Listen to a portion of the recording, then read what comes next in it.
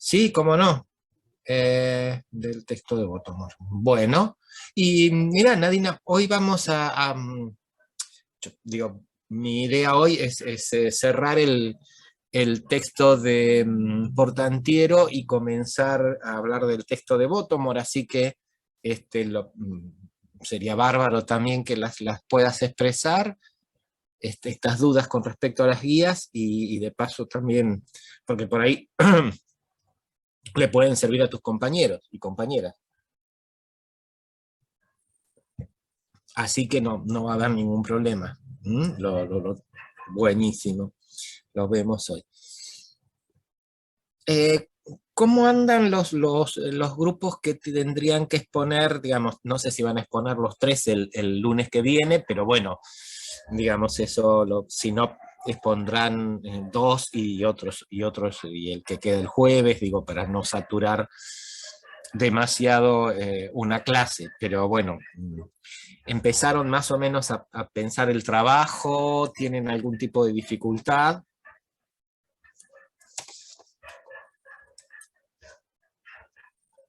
¿O va todo bien?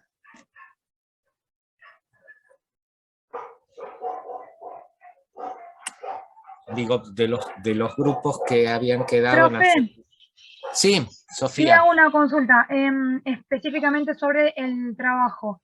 Mis compañeros se anotaron para entregar, yo justo el jueves pasado no me pude conectar, y quería, si me puede explicar bien qué sería lo que hay que hacer, porque los chicos entendieron como que hay que hacer una relación entre el texto de Andereggen con los otros, pero no sé cómo encararlo para poder hacerlo.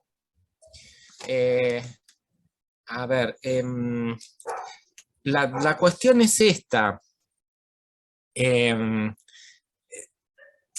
es un juego del como sí, si querés, en el sentido de que yo les decía, es decir, que supónganse que ustedes tienen que dar una pequeña exposición delante de un público que no tiene muchos conocimientos sobre lo que es el conocimiento científico y ustedes tienen que hacer una exposición de unos 20 minutos. ¿Mm? Y van a, obviamente, basar esta exposición sobre los tres autores que vimos sobre digamos, los contenidos de los tres autores que vimos en la unidad 1. Lo que yo precisamente les decía a tus compañeros es que a mí no me interesa que ustedes hagan un resumen de cada uno de ellos, digamos, y lo vayan después exponiendo.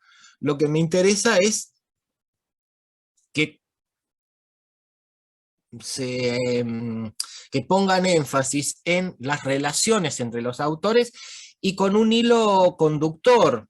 Eh, este, por eso digo, es como si ustedes tuvieran que dar una charla o una conferencia sobre precisamente el tema de lo que es ciencia, lo que es el conocimiento científico, cómo se produce, cómo se genera, cuáles son sus características. Entonces, lo que me interesa es ver qué toman de cada autor, por dónde empiezan, cómo van relacionando las diferentes concepciones o los diferentes conceptos de cada uno de los autores. Por eso que les decía que me interesa mucho más el cómo ustedes relacionan que una síntesis de cada uno de los autores. Eso no es lo que estoy buscando con esta propuesta. ¿Quedó más claro ahora? Sí, ahora sí, gracias. No, de nada, Sofía. Laura, ¿no tenés grupos? A ver, lo que te diría, Laura, por ahí para este trabajo, para los trabajos que vamos a hacer en este sentido, yo no tendría problema. La cuestión es que mi interés en que se forme el grupo es que después este grupo va a ser el que va a llevar adelante lo que es el trabajo integrador final. Y ahí sí te diría que hacerlo sola no va a ser una tarea fácil, Laura. Por ahí, qué sé yo, si te pudieras incorporar a algún grupo, si algún grupo te puede incorporar, yo lo vería como más conveniente. Bien, bien, bien. Yo ahora justo ahí veo que escribe una compañera igual y ahí de última me comunico. Pasa que no tengo contacto tampoco con nadie más allá de la clase esta. Hay un grupo de WhatsApp, Laura, que te pasen Ah, Yo bueno, no, no intervengo en ese grupo, obviamente, pero es decir, que te pasen la dirección y no tenés problema. ¿Mm? Me bueno, parece. si alguno me puede mandar por favor ese contacto del grupo, genial. Nadina, si tienen alguna consulta por el... Ah, y mira, Santina acá me dice que tampoco tiene grupo, así que ya podrían, digamos, ustedes dos formar una, Laura, con Santina Verdún. Nadina, si tienen consulta, ahí les mandaron la dirección del chat. Si tienen alguna consulta, mándenmelo por el chat del aula 24. Bien, perfecto, perfecto, genial. Bueno, muchas Eh, gracias. Ana Paula, el pasar es a desarrollar, em, por lo que estuvimos hablando en la reunión de cátedra, va a ser una combinación, Ana Paula. Sí, sí, sí, sí, sí, sí, sí, Nadina, sí. Después ya te contesto.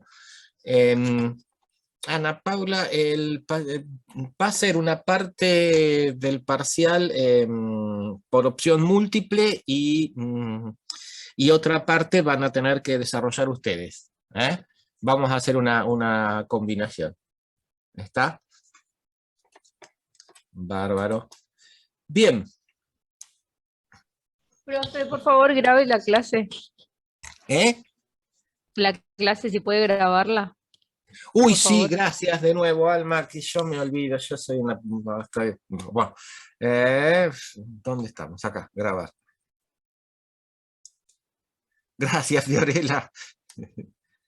Recording in Y me faltó progress. subirles la última clase. Estoy un fin de semana un poquitito movido. Bueno, ya estamos grabando y bueno, vamos entonces a empezar con los contenidos. Habíamos visto de lo que era el artículo de Portantiero. En verdad yo me había entretenido un poquito más, digamos, porque Portantiero me parece que, es decir, presenta en forma muy rápida y muy sumaria o directamente, por ahí es decir, solamente menciona la cuestión de los aportes de Maquiavelo para constituir una disciplina autónoma, digamos, como después va a ser la ciencia política. También menciona muy rápidamente los aportes de lo que es la economía y fundamentalmente la economía política. Por eso, digamos, la referencia un poquitito más a algunas elaboraciones de David Ricardo, y una presentación de los autores, los tres autores, digamos, centrales de lo que se conoce como las corrientes contractualistas. Hasta ahí habíamos llegado. Bien, ahora, fíjense ustedes que si bien Maquiavelo insiste en la cuestión de la experiencia, todavía en los contractualistas está el pensamiento, digamos, mucho más inclinado a la cuestión especulativa, a esta cuestión de tratar de dar algún tipo de explicación y de análisis a través de una serie de abstracciones o de conceptos, como puede ser el de estado de naturaleza, etcétera, etcétera. Digo, todavía falta una vueltita de rosca, podríamos decir, para que las ciencias sociales, y particularmente dentro de las ciencias sociales, la sociología, se constituya como conocimiento científico. ¿Y por qué estoy diciendo esto? Bueno, porque si ustedes recuerdan lo que vimos de los contractualistas, en verdad lo que hay allí es más una aproximación de tipo especulativa que una cuestión de tipo empírica. Quienes van a empezar a ya, es decir, poner el acento en esto y dar un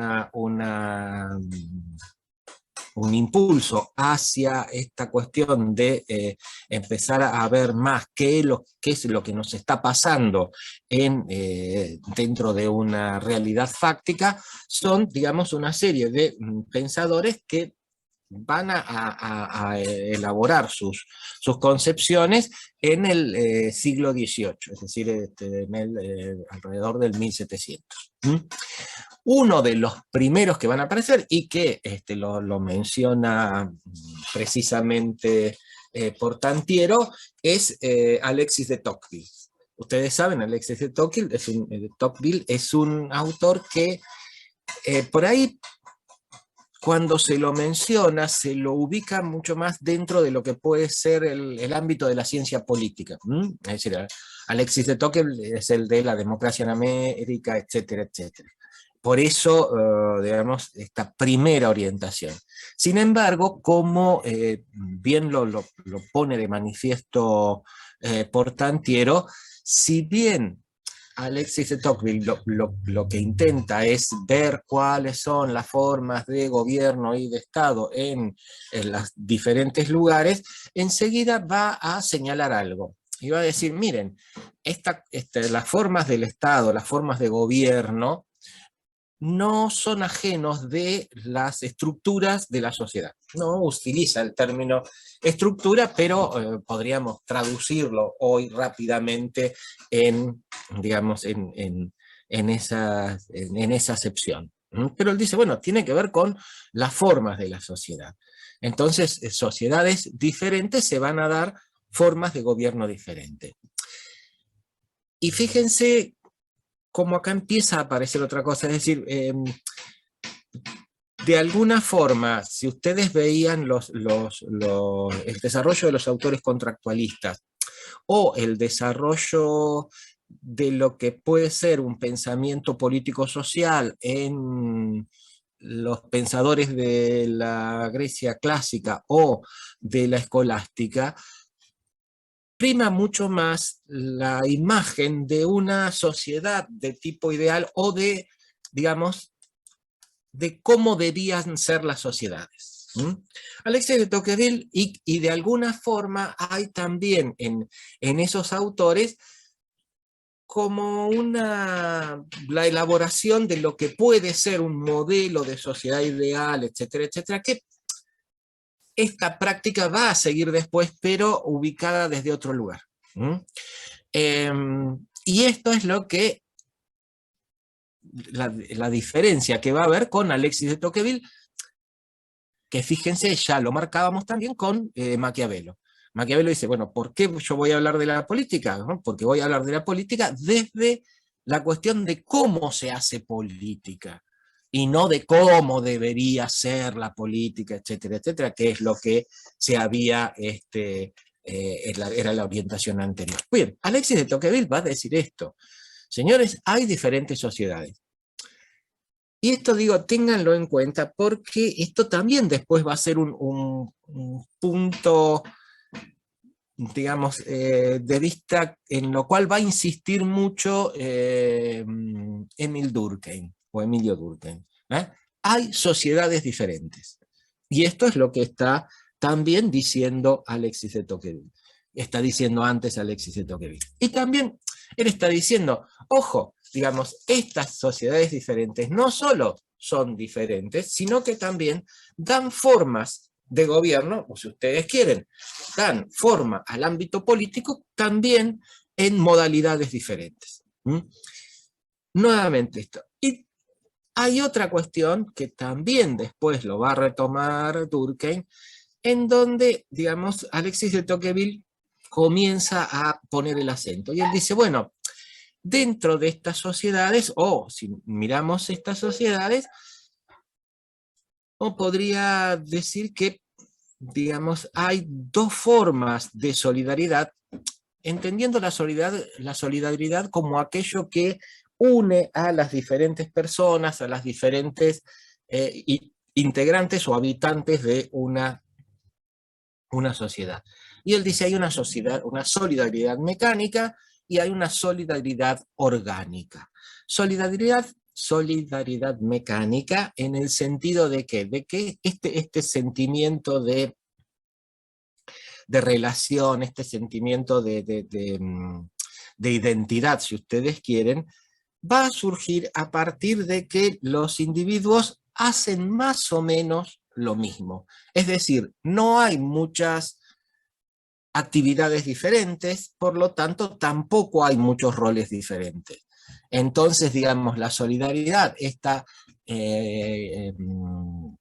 identificación con el otro, o esta cuestión de acercamiento con el otro, va a tener como base esta actividad en común. En cambio, la solidaridad orgánica va a tener una base diferente. Y la base diferente va a ser precisamente la diferenciación. Es decir, van a aparecer nuevas actividades, nuevas tareas, nuevas funciones, nuevos roles, por usar un término específicamente sociológico, y precisamente la solidaridad va a surgir de la necesidad que tenemos de, digamos, recurrir a otros para complementar una serie de tareas que nosotros, digamos, no hacemos. Entonces, la diferenciación, en vez de llevar a una atomización de la sociedad y a una separación según funciones, lo que dice Alexis de Tocqueville, y después lo va a retomar Emile Durkheim, es que, digamos, esto lo que lleva es a incentivar la internecesidad que tenemos, en el sentido de que necesitamos lo que hacen los otros para continuar con nuestra existencia. Y también, digamos, esta solidaridad no solo está basada en esta cuestión de las interacciones que podemos poner personales, sino también en la relación que tenemos con la sociedad en su conjunto. Bien, esto es lo que, digamos, aporta Alexis de Tocqueville. Después de él hay una serie de autores. A ver, chicas, chicos, piensen nuevamente esto. Estos autores, estos pensadores, no están planteándose estas cuestiones, digamos, como un mero ejercicio intelectual, etcétera, etcétera.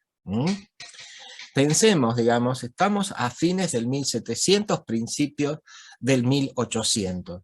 Es decir, y estamos en los países europeos. Las diferentes sociedades europeas están, digamos, en esos momentos recibiendo, o todavía, digamos,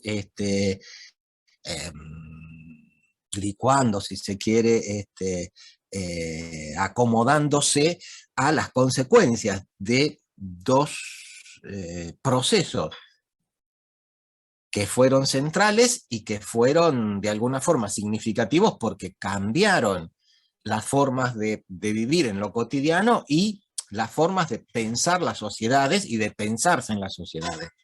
Estos dos procesos, estos dos fenómenos, estos dos acontecimientos fueron, por un lado, como les decía, la revolución industrial, más o menos la podemos ubicar en la década del 70, del 80, 1770, 1780 en lo que es el Reino Unido, y la Revolución Francesa, 1789, obviamente, digamos, con epicentro en París, pero que después se va a extender no solo a toda Francia, sino a todo el territorio europeo, o a las distintas sociedades del territorio europeo.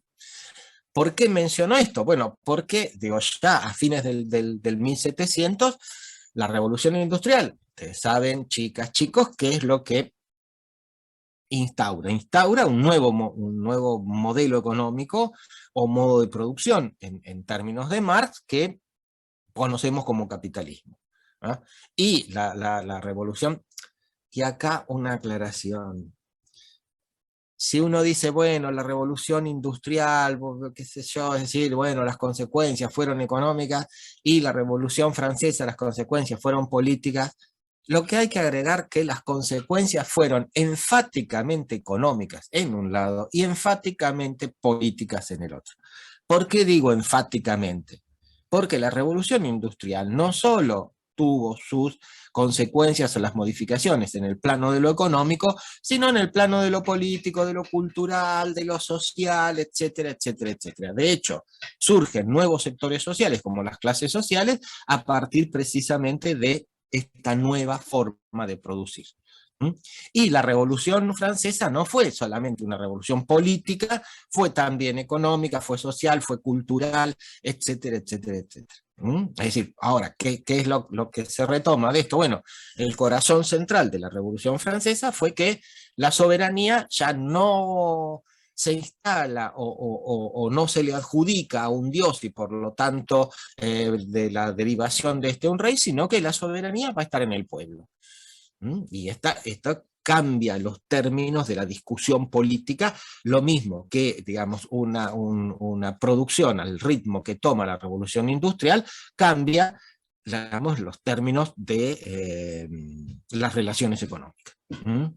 Pero vuelvo a decir, tanto una como otra tienen una serie de consecuencias que trascienden el ámbito específico de la economía, de la política, etcétera, etcétera, o de la sociopolítica, como ustedes quieran llamar.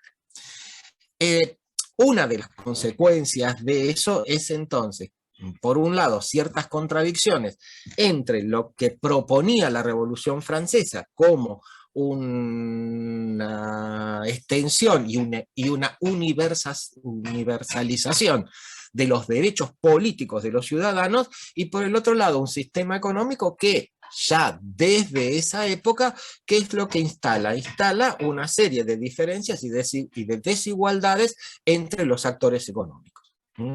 Desigualdades que comienzan a hacerse manifiesto, ¿por qué? Porque precisamente a fines del siglo XVIII, principios del XIX y durante todo el XIX, se da otro fuerte proceso, que es el proceso de migración de las zonas rurales a las zonas urbanas. Por lo tanto, es el proceso de urbanización. El proceso de urbanización, ¿qué es lo que trae? Una serie de problemas que antes no estaban, como por ejemplo la cuestión de los servicios, la cuestión de las epidemias en las grandes ciudades, las cuestiones de la salud pública, las cuestiones de la educación, capacitación, etcétera, etcétera, en donde antes, digamos, no es que no estuviesen. Lo que pasa que era distinto plantearlos en un ámbito rural, en donde, digamos, las poblaciones eran totalmente acotadas, a plantearlos en ámbitos urbanos con una masificación y digamos, un incremento de la densidad y del volumen poblacional.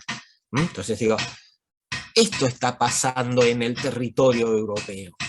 Entonces, es decir, lo que comienza a verse es que por un lado hay promesas de una serie de procesos que no se están cumpliendo, y por el otro también hay una serie de consecuencias no pensadas en principio de también procesos fundamentalmente económicos. Y ya les digo, la consecuencia fundamental de esto es la desigualdad.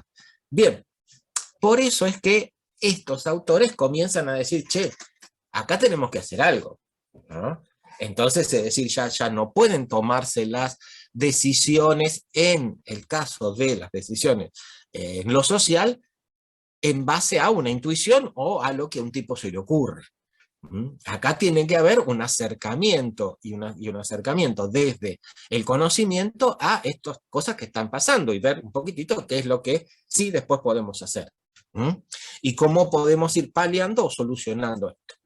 Por eso la cuestión de el empezar a ver lo empírico y el empezar a trasladar lo que en esos momentos era el paradigma del conocimiento científico, fundamentalmente, digamos, basado ya en esta época, pero no totalmente, sino que esto va a ser después. Ahora estaba más cercano a lo que era la física, pero también con el incipiente desarrollo de la biología, digamos, como, ya les digo, modelo de conocimiento científico a las ciencias sociales.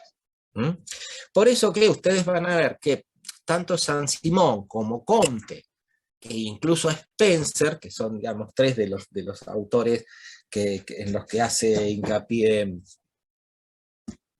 Portantiero, tienen una imagen de la sociedad que podemos catalogar de organicista.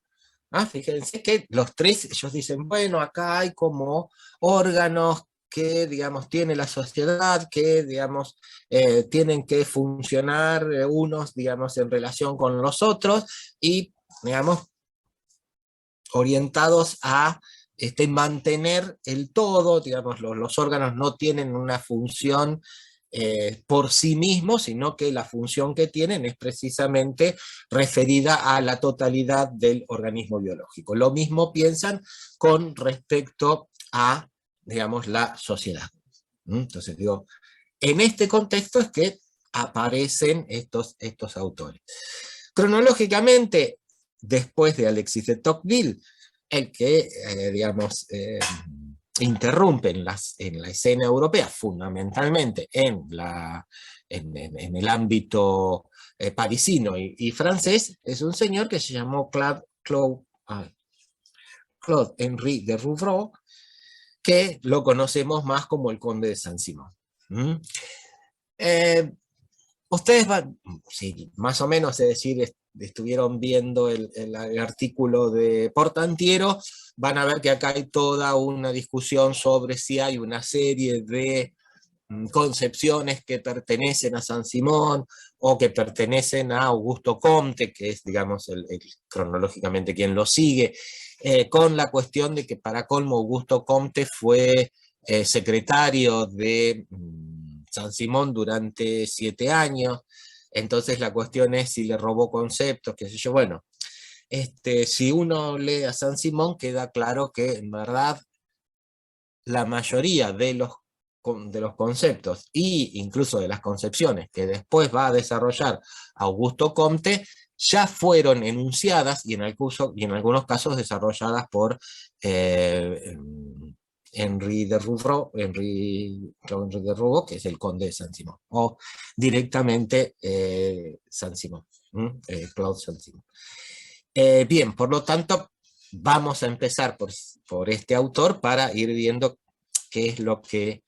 Y después, digo, también lo que me interesa charlar un poquitito, vieron que Portantiero dice, bueno, no, la sociología es hija de la crisis. Bueno, es esto de lo que estábamos charlando, de estas situaciones en donde comienzan a aparecer una serie de fenómenos y procesos nuevos,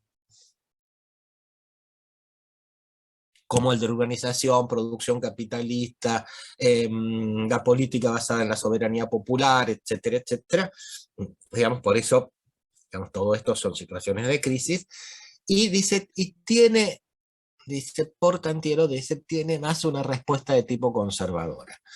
¿Por qué? Porque lo que intenta es, entonces, es decir, una de sus preocupaciones es precisamente la del orden. Ahora, sí, es una preocupación de los pensadores de esta época. Bueno, pero ¿por qué? Porque estamos en una época de crisis. Sin embargo, los desarrollos de la sociología no solo fueron, o no solo estuvieron orientados a ver cómo se constituía el orden, sino también cómo, digamos, se seguía adelante con un proceso de modificaciones que podemos llamar evolución, progreso, etcétera, etcétera, pero digo, de modificaciones, y por lo tanto también de cómo estas cuestiones de fuertes desigualdades y por lo tanto, digo, de volúmenes de poblaciones que quedan fuera de los beneficios, comienza también a plantearse.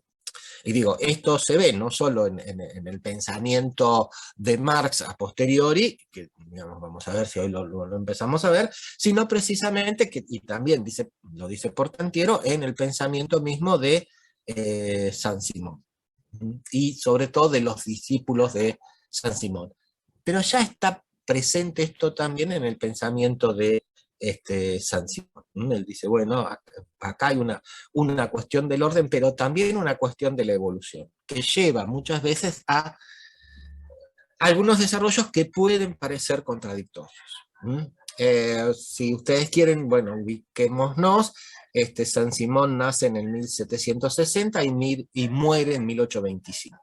¿No? Fundamentalmente, su desarrollo es en el territorio francés, en París, y sin embargo, obviamente es uno de los autores reconocidos a nivel europeo. En el pensamiento de Saint-Simon uno podría, digamos, diferenciar, y esto se los comento para que ordenen un poquitito lo que van a encontrar en Portantier. Uno podría diferenciar como 3 diferentes fases, o etapas, podemos decir fases, cualquiera de los dos, ¿no? Una primera que uno podría decir es una ruptura epistemológica que uno podría ubicarla en el pensamiento entre 1805 y 1815.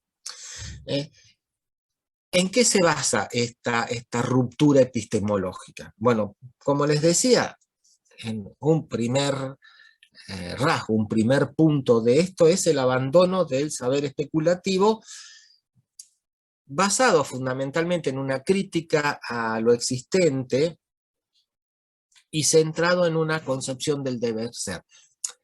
Digamos, si bien esto era una característica de los llamados pensadores de la Ilustración.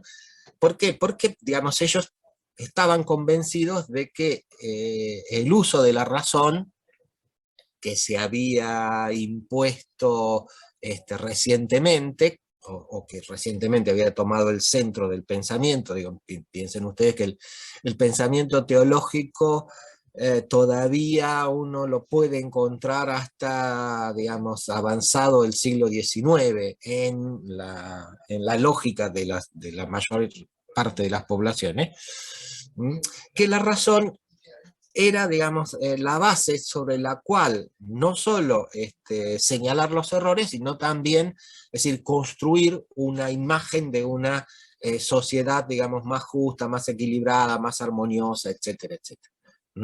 Entonces, lo que va a decir Saint-Simon es, bueno, sí, miren, todo está muy lindo, qué sé yo, pero esto hay que descartarlo, porque así no podemos conocer lo que está pasando. Y este es el segundo punto. ¿Ah? Es decir, el segundo punto, ¿por qué? Porque lo que él propone es analicemos los hechos. Y ahí sí, a partir de los hechos, veamos qué es lo que se puede hacer. Pero analicemos los hechos. Por eso, él va a hablar de una fisiología social. Vieron que después, es decir,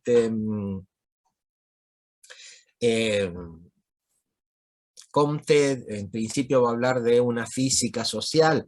Bueno, y después, lo que pasa es que después ese nombre de física social lo había usado Quetelet para denominar a la estadística, entonces, bueno, Comte en verdad va a proponer un nuevo término que es el de sociología. Pero Saint-Simon propone el de fisiología social. Y fíjense ustedes, ¿por qué propone este tema?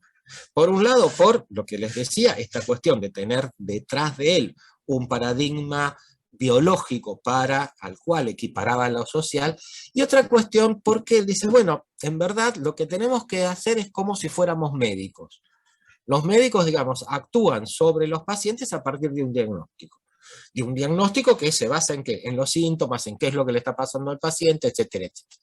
Entonces, Saint-Simon dice, bueno, veamos qué es lo que está pasando en las sociedades, veamos qué es lo que está pasando con estas poblaciones. A partir de allí sí podemos entonces armar un diagnóstico. Armar un diagnóstico que también implica de alguna forma tomar en cuenta la cuestión de los procesos, es decir, desde dónde se viene, etcétera, etcétera, como si fuera también una historia clínica, y a partir de allí, digamos, entonces comenzar a proponer lo que serían los remedios a estas cuestiones, es decir, que él no las llama patologías, digamos, pero digamos, después Durkheim sí va a usar este término patología. Pero bueno, en Saint-Simon todavía no está esto. Él dice, bueno, son cuestiones que están pasando y que las tenemos que solucionar. Por eso, digo, se habla de esta ruptura epistemológica. Basado sobre esto, ¿qué es la otra cuestión que va a ver fundamentalmente Saint-Simon? Bueno, que acá hay un nuevo hecho, y que hay un nuevo hecho que no se puede borrar, por lo tanto, él, si bien está preocupado por superar la crisis, y superar la crisis quiere decir llegar a una situación de armonía y por lo tanto a una cuestión de orden, él no está de acuerdo con de Mestre y de Bonal en el sentido de que la recuperación del orden es un retorno a lo que era el orden medieval. Él dice, no, no podemos volver hacia atrás. ¿Por qué? Porque hay un hecho nuevo. ¿Cuál es este hecho? La industrialización. Y para él, el proceso de industrialización no es solamente algo nuevo, es algo fundamental. Y es algo fundamental ¿por qué? Porque para él, digamos, el progreso, el avance, la cuestión de poder pensar un destino de la humanidad, es decir, cada vez mejor, etcétera, etcétera, tiene que ver con el proceso de industrialización. Él dice, bueno, la industrialización es, digamos, la que genera riqueza y la que genera progreso, ¿no? Por eso, de las propuestas de él es que los industriales se tendrían que unir para poder competir después políticamente en el sentido de alguna forma fijar los parámetros que regulen las relaciones en la nueva sociedad.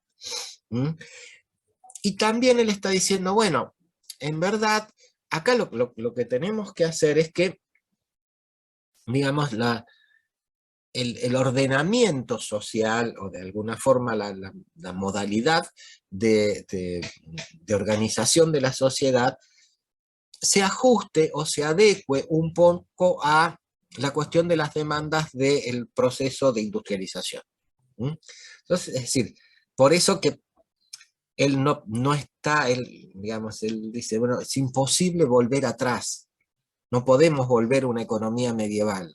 Es decir, mucho más, ¿por qué? Porque este proceso de revolución industrial, este proceso de industrialización, estaba demostrando que podía generar y podía distribuir, digamos, beneficios en forma mucho más masiva de los que se habían generado en la Edad Media. Y este es un hecho que reconocen, digamos, no solo los autores del siglo XVIII, sino también los autores del siglo XIX. Digo, esto es un hecho que no solo reconoce Saint-Simon, Comte, Spencer, sino también Marx y Durkheim. Es decir, y más, si ustedes leen el manifiesto del Partido Comunista, él va a decir en un momento, bueno, la burguesía creó riquezas, creó en el poco tiempo que está, digamos, manejando los hilos, qué sé yo, creó más riqueza que la que se creó durante toda la historia anterior de la humanidad. Y este es un hecho fuertísimo, fuertísimo, por eso digo que lo ven todos, por eso también, digamos, Saint-Simon lo va a ver, por eso hay una etapa acá, digamos, o hay una fase de su pensamiento que enfatiza esto, y en donde, digamos, para él la cuestión de promover el industrialismo es, digamos, promover el desarrollo de la industria en los términos de lo que podríamos entender como hoy, como una teoría liberal, etcétera, etcétera, digamos, libertad de comerciar, libertad de contratar, etcétera, etcétera. Sin embargo, y acá está la otra cuestión, hay una tercera fase que uno puede decir es desde 1818 hasta el momento del fallecimiento de Saint-Simon, que es 1825, en donde él, digamos, ¿qué es lo que empieza a presentar? Y empieza a presentar una cierta crítica a la cuestión del desarrollo capitalista. Y tal es así que, digamos, él va a decir, bueno, acá hay que modificar algunas relaciones y algunas relaciones de base, como es, por ejemplo, el derecho a la propiedad privada. ¿Mm? Dice, bueno, ahí está esta desigualdad, ¿por qué? Porque hay una apropiación precisamente, digamos, desigual de los recursos. Esta apropiación desigual de los recursos es lo que hay que corregir. Por eso que hay, como bien lo dice Portantiero, hay contradicciones en el pensamiento precisamente de Saint-Simon. ¿Por qué? Porque mientras él dice, bueno, hagamos que la industria progrese, porque esta es la cuestión de negocio, por el otro lado dice, bueno, acá hay ciertas cuestiones de este orden que se está instaurando que hay que modificar. Por eso, digamos, este replanteo del derecho a la propiedad privada, de los medios de producción, diría Marx, pero bueno, vamos a reservar ese término para cuando veamos a Marx, es lo que hace que después podamos incluir a Saint-Simon como uno de los llamados socialistas utópicos. Es decir, los socialistas utópicos es un conjunto de pensadores que lo que de alguna forma proponían era una serie de reformas en el orden social, pero basaban la factibilidad de estas reformas en un acto de voluntad precisamente de los sectores económicamente más desarrollados, en este caso de los industriales. También está presente en Saint-Simon esta ley de los 3 estadios que después vamos a ver un poquitito más en Augusto Comte. Pero fíjense, digamos, cómo en los pensadores de la época está este conjunto de concepciones, esta orientación hacia un conocimiento empíricamente fundamentado, pero también un conocimiento que no solo sea descriptivo, sino que sea analítico, y en algún sentido que también sirva propositivamente, es decir, que sirva para decir, bueno, miren, hagamos tales cosas, modifiquemos esto, mantengamos esto tal cual está, etcétera, etcétera, etcétera. Bien.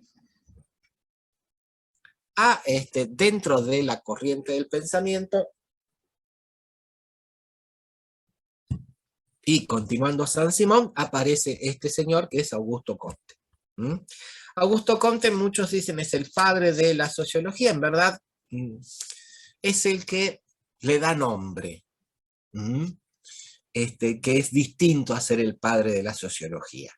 Le da nombre, porque bueno, pues ya les digo, se enoja él con que Telet, le dicen que le había robado el nombre, porque él quería llamarlo una física social, etcétera, etcétera, y al final entonces, bueno, yo le voy a poner otro nombre, le voy a poner sociología. Pero Saint-Simon toma muchas de las ideas que habían sido enunciadas por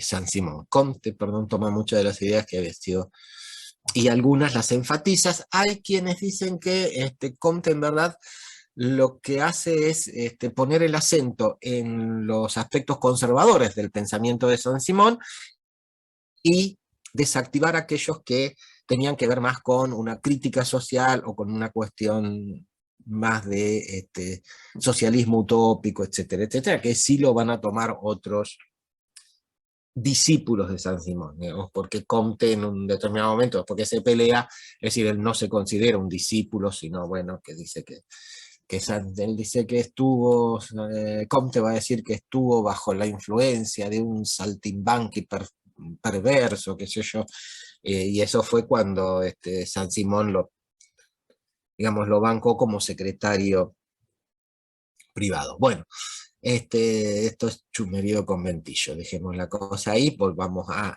lo teórico y lo académico.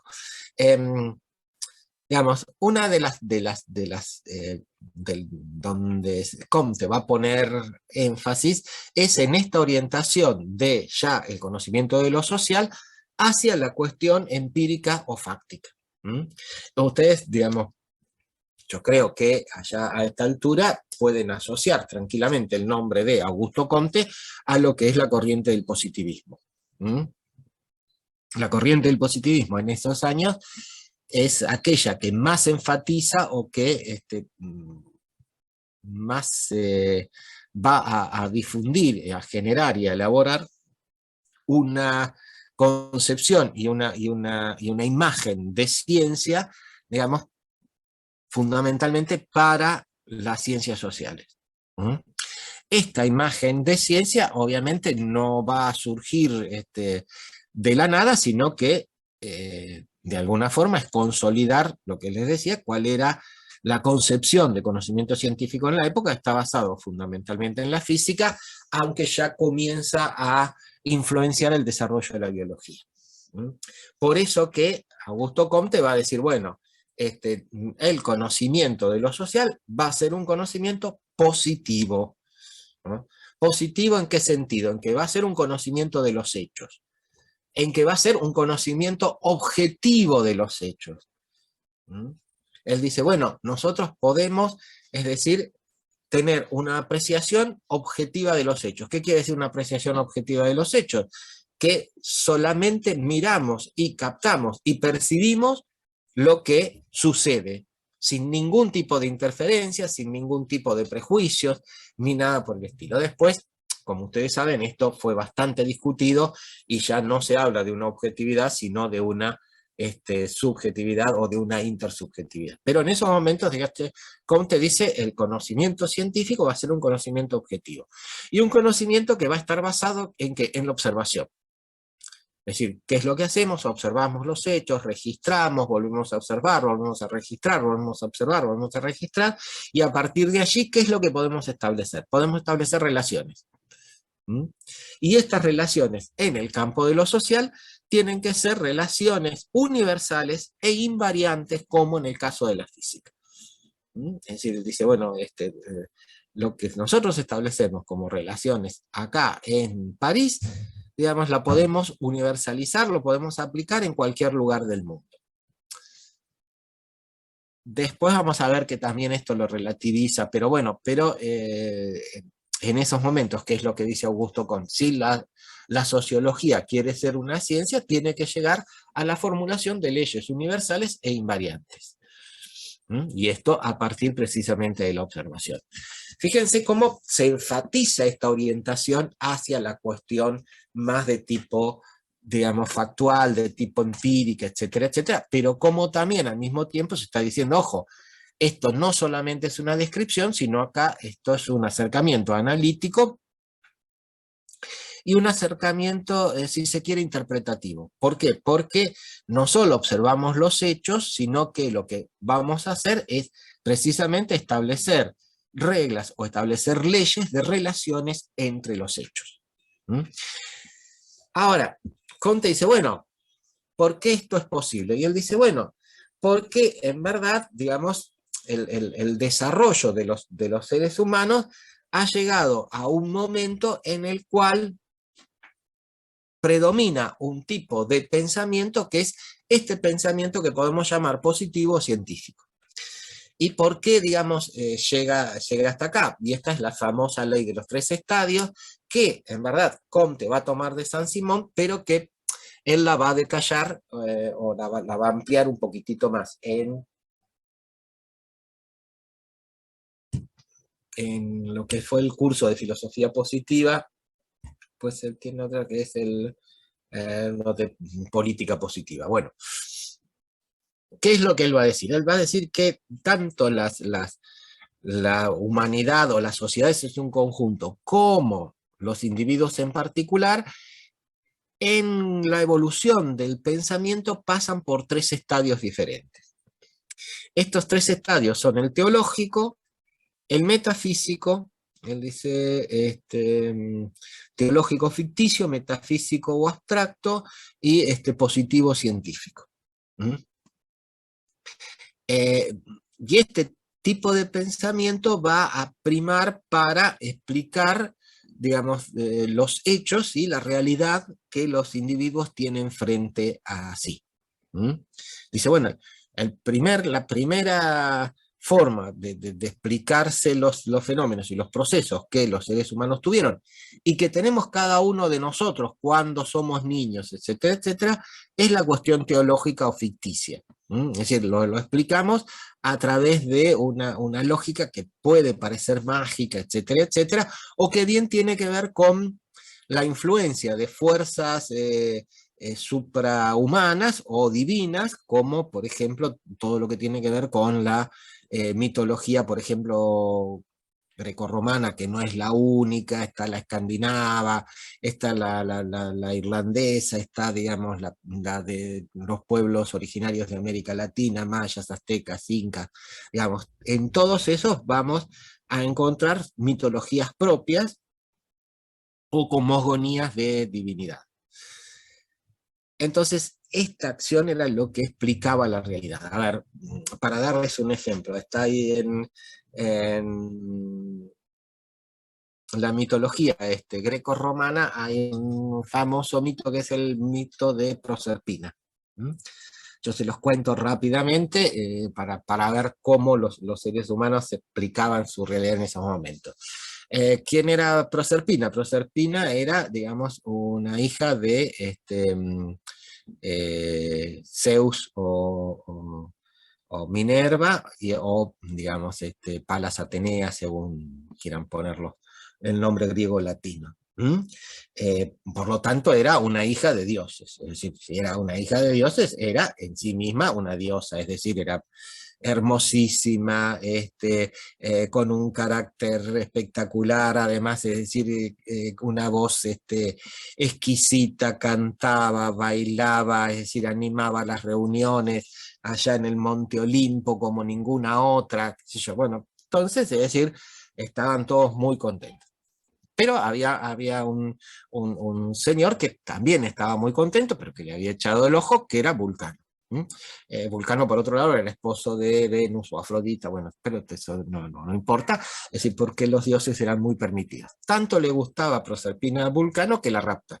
Vulcano, ustedes saben, era el dios de lo subterráneo, el que estaba debajo de la tierra, el que hacía explotar los volcanes, bueno, todas estas cosas. Se la rapta Proserpina. Y ahí comienza la discusión entre Zeus o Júpiter y Vulcano, ¿no? Y además Minerva que dice, tráeme a la nena, qué sé yo, bueno, empatan. Vulcano dice que no, qué sé yo. Proserpina, por otro lado, parece que no la estaba pasando muy mal allá abajo, qué sé yo. Bueno, es decir, hay una serie de conflictos en el Olimpo hasta que obviamente había que llegar a algún arreglo, y se llega a un arreglo. ¿Cuál es ese arreglo? Que Proserpina va a pasar 6 meses en el Olimpo y va a pasar 6 meses con Vulcano allá, digamos, debajo de la tierra, bueno, por ahí más o menos una cosa así. ¿Por qué les cuento todo esto? Bueno, porque los griegos y los romanos se explicaban la sucesión de las estaciones a partir de esto.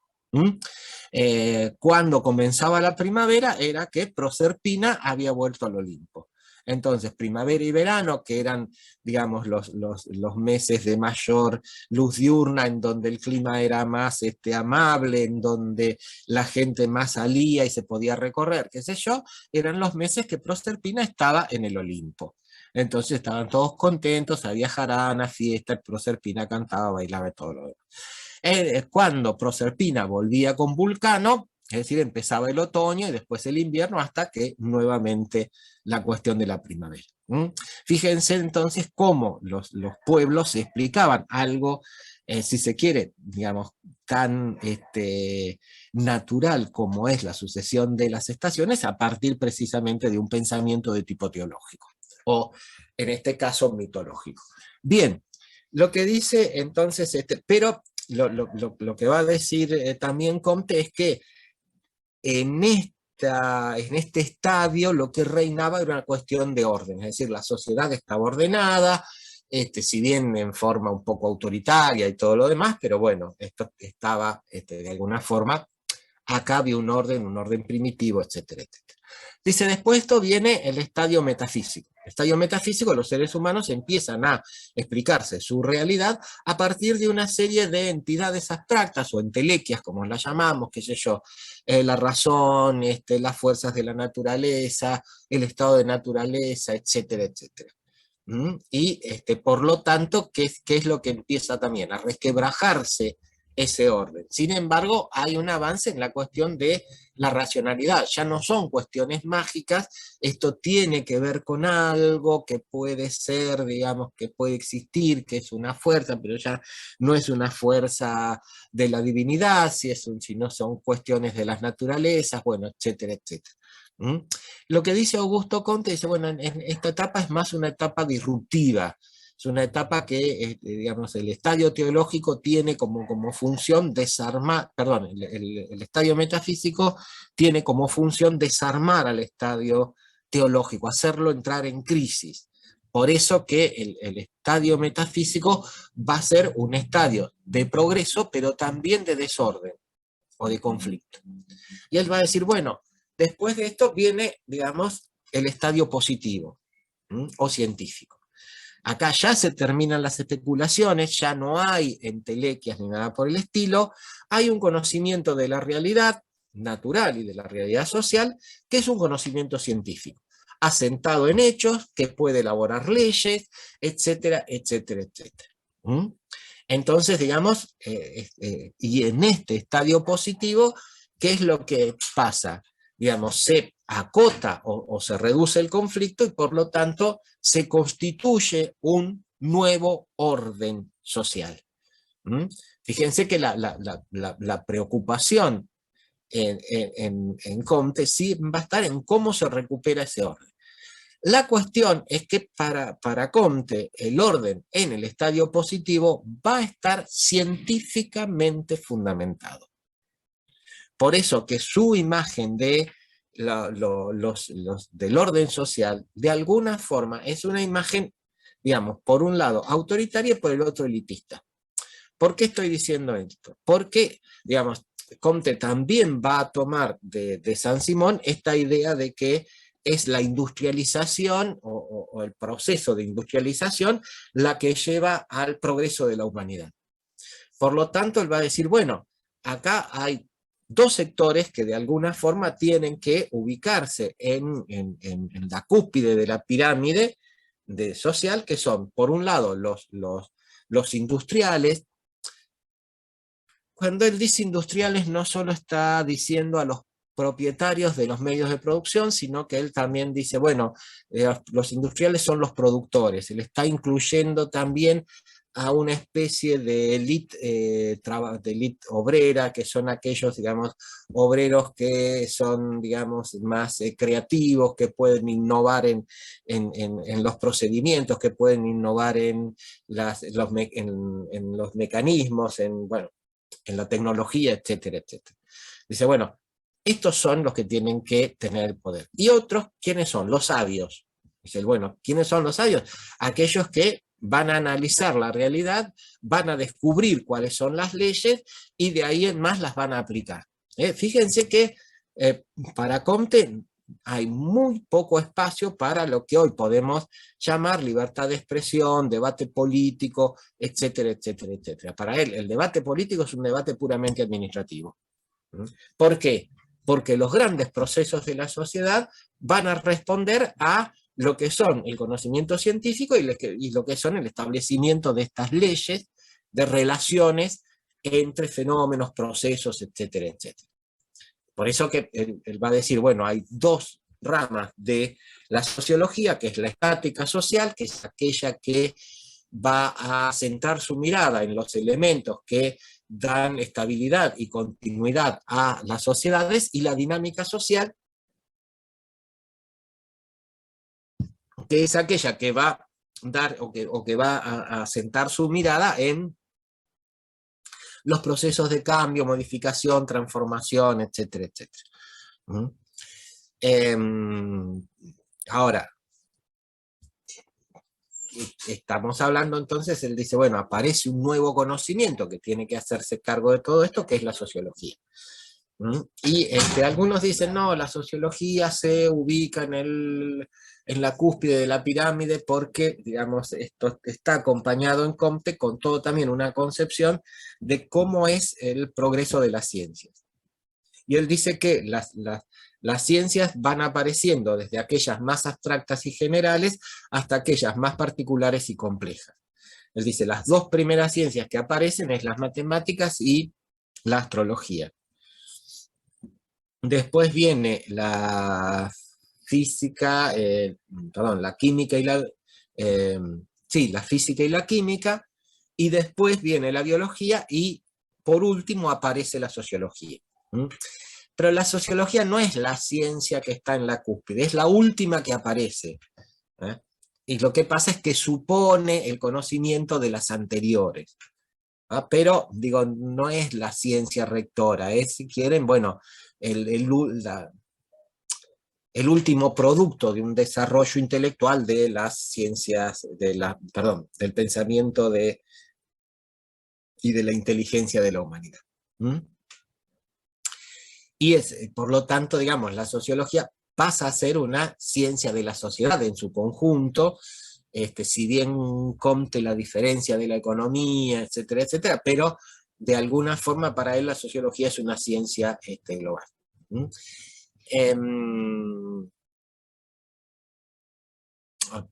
Insisto en esto. El orden, digamos, comteano va a ser un orden elitista. ¿Por qué? Porque va a ser de aquellos que tienen el conocimiento o que manejan las cuestiones del desarrollo económico. Y por eso que, si bien, digamos, él va a hablar de orden y progreso, pero el progreso siempre va a estar supeditado al orden. Este pensamiento tuvo una serie de influencias, es decir, él va a decir que los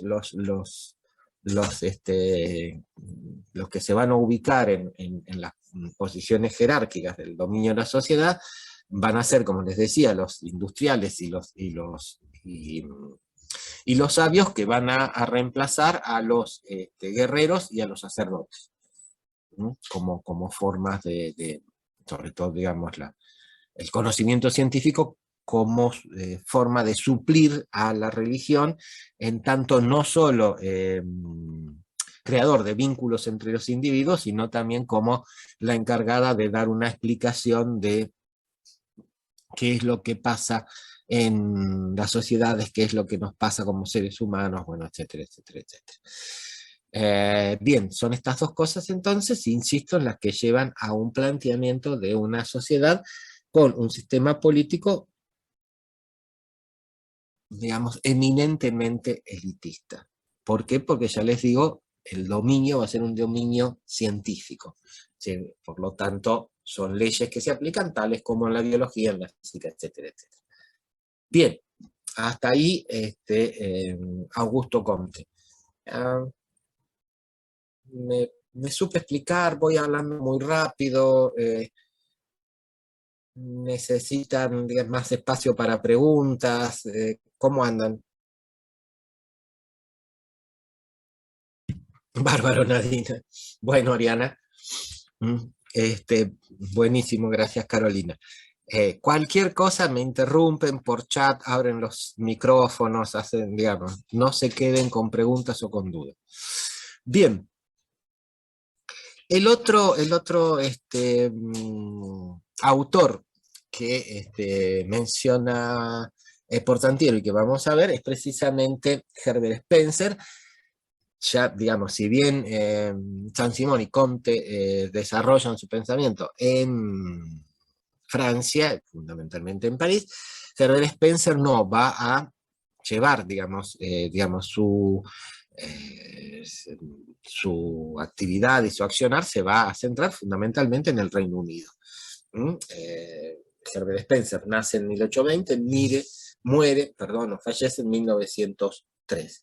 Y hay digamos, en el desarrollo de Spencer, bueno, Portantiero dice Spencer es digamos, un individualista a ultranza, critica la cuestión del Estado, su pensamiento representa la evolución y digamos, los intereses de la posición dominante del Reino Unido, etcétera, etcétera. Bueno, todas estas cosas sí, pero veamos un poquitito más allá, digamos, o demos algún tipo de precisión a esto.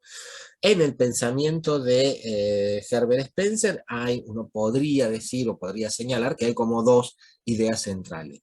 Una es la supervivencia de los más dotados, que de alguna forma la va digamos, mencionar antes que Darwin, aunque después Darwin se va a trabajar esta concepción, digamos, con mucha más rigurosidad y sobre todo, digamos, y no con las consecuencias políticas que le da Spencer. ¿Por qué? Porque para Spencer, digamos, esta cuestión de los más dotados y esta supervivencia de los más dotados implica precisamente que estos más dotados sean los que tengan las funciones de gobierno, etcétera, etcétera.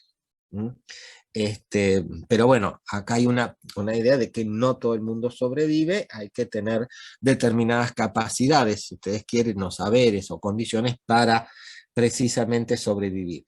Es decir, sobrevivir quiere decir adaptarse a los cambios, etcétera, etcétera.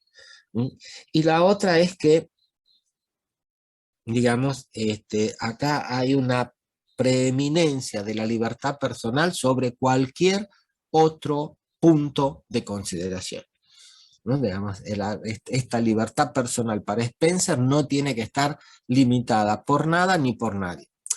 Después vamos a ver si reconoce cuál es ese límite, el límite de las, digamos, mientras esta libertad no interfiera con las libertades de otros individuos. Pero en principio, digamos, hay como un reino de la preeminencia de la voluntad personal.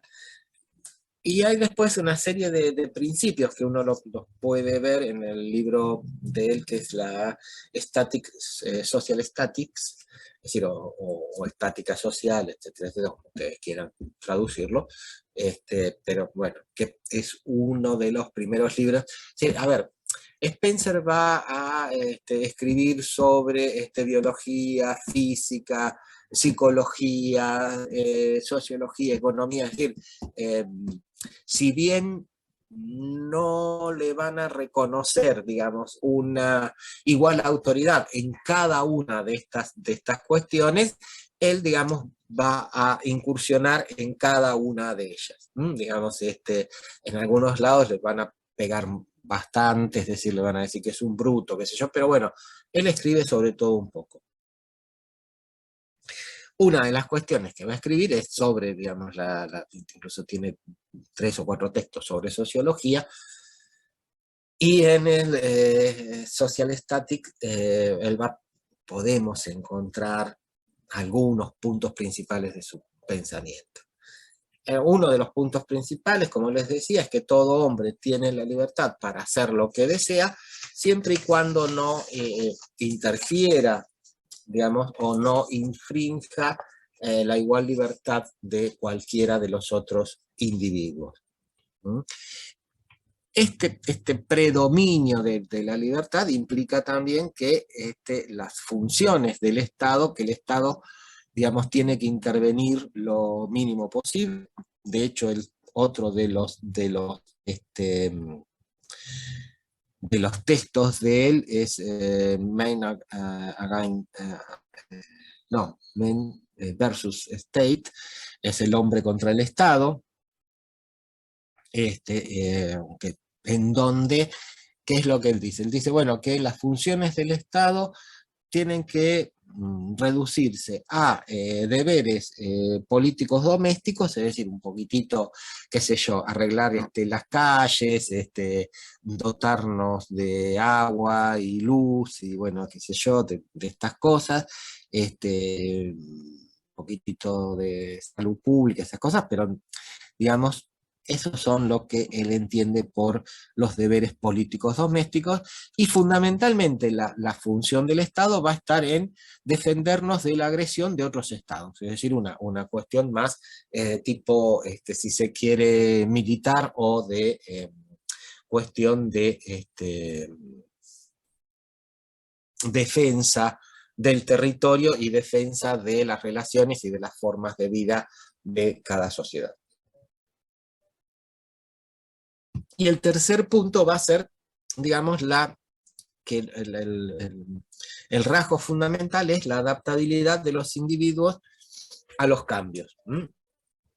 Herbert Spencer, en este sentido, si bien va a tener una visión conservadora, pero comparte esta mirada con Saint-Simon y con Augusto Comte, en el sentido de que acá, digamos, la aparición de la industria, la consolidación de un modo de producción capitalista, es algo que nos lleva a una cuestión de cambios que no se pueden revertir y a los cuales nos tenemos que adaptar. Por lo tanto, digo, para su imagen de la sociedad va a estar construida precisamente sobre estos tres puntos centrales de su pensamiento.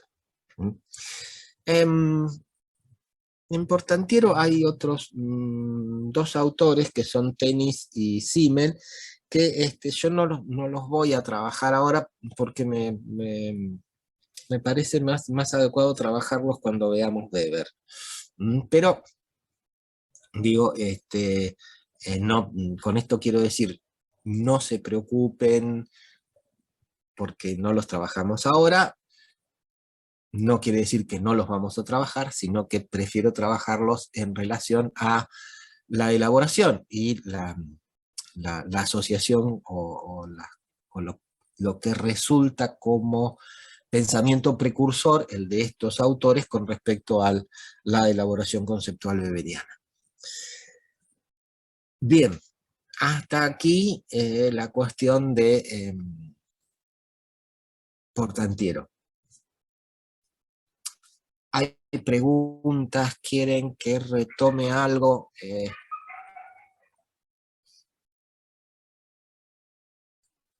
¿Lo damos por cerrado? ¿Seguimos? No sé, díganme. Bárbaro, Nadina. Bárbaro, Carolina. Bien, entonces, sí, hasta acá estamos claros. Vamos ahora a, no digo terminar, pero sí vamos a empezar con uno de los autores ya de los clásicos en sociología, que es precisamente Carlos Marx, o Karl Marx, o Carlitos Marx, como ustedes prefieren. A ver, ¿por qué nosotros hablamos de clásicos en la sociología? Clásicos hay en todas las disciplinas científicas, en sociología también, como los hay en economía, etcétera, etcétera. Ahora, ¿por qué les vamos a hablar de clásicos? Porque tanto Marx, y los nombro cronológicamente, como Durkheim, como Weber, fueron autores que, por un lado, instauraron una pregunta que hasta el día de hoy seguimos, digamos, tratando de responder, o a la cual seguimos dándoles respuestas, y esto digo desde lo que puede ser el punto de vista teórico, pero también elaboraron e instauraron una forma de conocer, o si ustedes quieren, un método específico para el análisis de los fenómenos y de los procesos sociales. Estas son, digamos, dos ejes que se dan en precisamente las elaboraciones teórico-conceptuales y metodológicas de los clásicos. Por eso hablamos de clásicos. Y por eso, digamos, Karl Marx es uno de los autores que tenemos por clásicos. La otra cuestión que me parece que hay que decir es que también hay mucha elaboración prejuiciosa con respecto a Marx, y que esto se modifica fundamentalmente con respecto a a Durkheim y a Weber, y que por ahí, es decir, hace que los acercamientos a Marx no sean todo lo fructífero que podrían llegar a ser. ¿Por qué? Porque, digo, uno tiende mucho más desde la cuestión de prejuicios a discutirle ciertas cosas a Marx en vez de rescatar lo que son algunas conceptualizaciones que hasta el día de hoy dan sus frutos en el análisis de los fenómenos y los procesos sociales. Y digo, no solo sociales, sino sociales, económicos, políticos, etcétera, etcétera. La otra cuestión que me parece que también hay que decir en esto es que estas cuestiones pueden pasar, ¿por qué? Porque en la concepción de Marx están presentes estas tres orientaciones que yo les había comentado, que tienen que ver con el acercamiento a los fenómenos y los procesos sociales. Es decir, en Marx hay una filosofía social, de hecho, digamos, él elabora su propia utopía, que es, digamos, la de la sociedad comunista, por lo tanto, a partir de allí hay también toda una cuestión de crítica. Hay, y muy evidente, una cuestión de política social, es decir, ¿por qué? Digamos, porque, perdón, de política social, de crítica social, ¿ah? Es decir, en el sentido de que Marx va a señalar en varios de sus textos los que son los puntos flacos del capitalismo, pero al mismo tiempo también va a poner de manifiesto lo que son los procesos de dominación, y por lo tanto, digo, a partir de allí su pensamiento va a intentar llevarnos a la acción, o llevar a las poblaciones de esos momentos a la acción, en el sentido de cambiar un sistema, y también hay un claro acercamiento o un claro pensamiento que tiene que ver con ciencia social. Es decir, observación, análisis de hechos, vuelta a lo fáctico para comprobar o, digamos, poner a prueba hipótesis, etcétera, etcétera, etcétera. Y es esta parte lo que vamos a intentar desbrozar de todo el pensamiento de Marx. Lo que también me parece que hay que decir es que Marx fue un autor muy prolífico. La obra de Marx es una obra voluminosa. Como en toda obra voluminosa, obviamente hay contradicciones en algunas de sus elaboraciones, etcétera, etcétera. Y esto, digo, también teniendo en cuenta que esta obra, como les digo, es extensa y todo lo demás, pero es extensa también teniendo en cuenta esta amalgama entre lo que es la filosofía social, la crítica social y la ciencia social. Entonces, digo, lo que vamos a intentar hacer en el acercamiento precisamente a Marx es centrar la mirada en aquellos aspectos que tienen que ver con la ciencia social. Bien, como les comentaba, digamos, la obra de Marx es una obra muy extensa, muy voluminosa, que avanza en campos como la economía política, la ciencia política, la historia, la filosofía, la sociología, etcétera, etcétera, incluso la antropología, digamos. Entonces es verdaderamente, digamos, no es simple entrarle a una elaboración teórica conceptual de ese calibre. Yo voy a empezar por uno de los conceptos que creo que más nos permite establecer asociaciones con otros, y también más nos permite seguir un hilo conductor en el pensamiento científico de Marx. Y un poco acá, tomando distancia o separándome de lo que ustedes van a leer en el artículo de Bottomore, Bottomore dice que el concepto central en Marx es el de trabajo.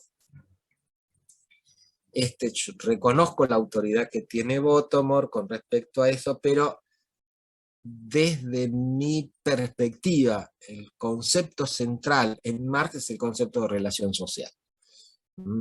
Es a partir de allí de donde podemos empezar a construir, no a construir, a reordenar el pensamiento científico de Marx y darle una coherencia en nuestra presentación.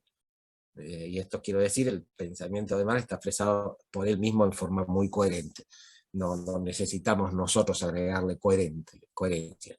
Sí, en el sentido de exponerlo, si se quiere, de exponerlo desde una perspectiva didáctica, etcétera, etcétera.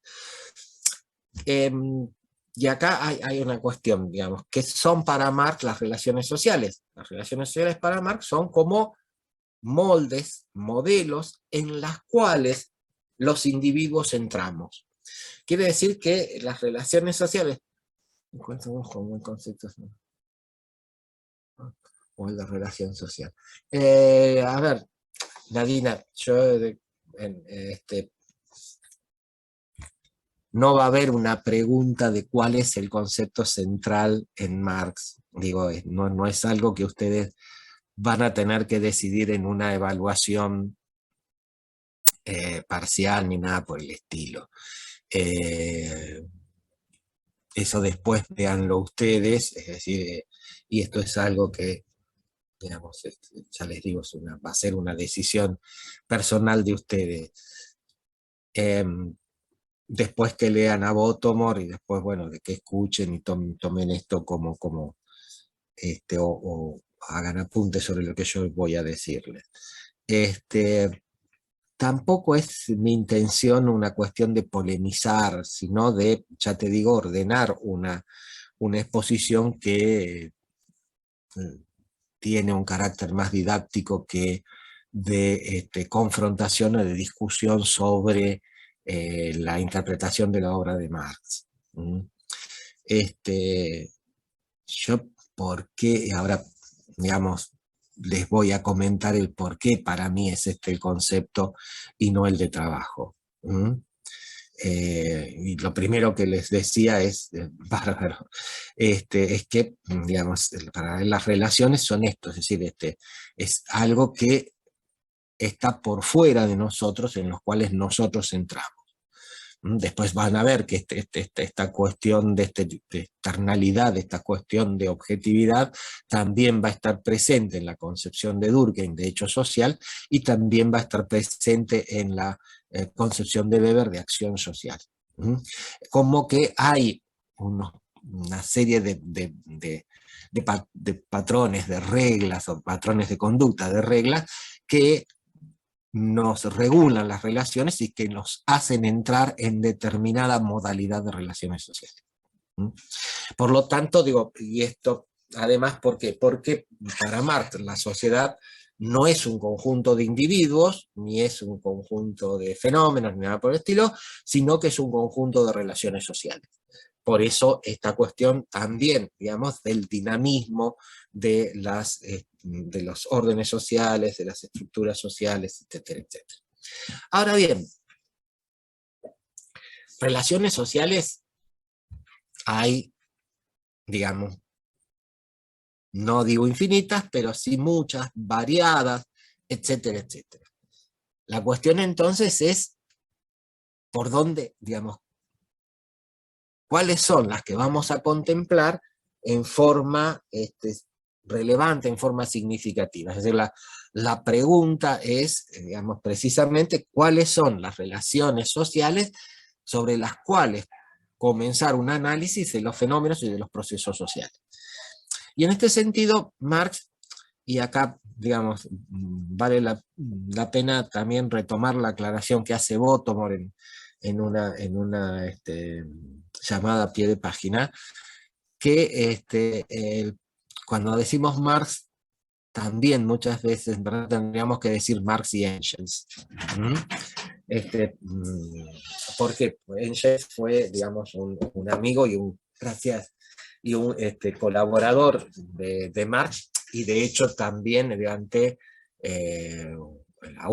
últimos años, es decir, fue quien le proveyó a Marx el sustento económico para, es decir, porque Engels decía, bueno, Marx es un tipo, tiene una cabecita muy especial, entonces que se deje de embromar en tener que laburar, qué sé yo, para subsistir, es decir, le pasaba una pensión. Engels venía de una familia de industriales, por lo tanto le pasaba una pensión para que Marx pudiera dedicarse fundamentalmente a investigar y elaborar y escribir, etcétera, etcétera. Ahora, lo que también es cierto es que el núcleo central de la concepción materialista de la historia o de la concepción marxista corresponde a intuiciones, a creaciones, a elaboraciones del propio Marx. Volvemos entonces a las cuestiones de las relaciones sociales. Marx dice, bueno, ¿cuáles son aquellas que constituyen el centro de estas relaciones sociales? Dice, bueno, son aquellas que están, digamos, insertas en el proceso de apropiación y transformación de la naturaleza. Marx, ¿qué es lo que dice? Que este proceso de apropiación y de transformación de la naturaleza, los seres humanos no lo llevan adelante en forma individual, sino que lo llevan adelante en forma conjunta, en forma comunitaria. Y es precisamente esta acción comunitaria sobre la naturaleza lo que va a garantizar la supervivencia de los individuos.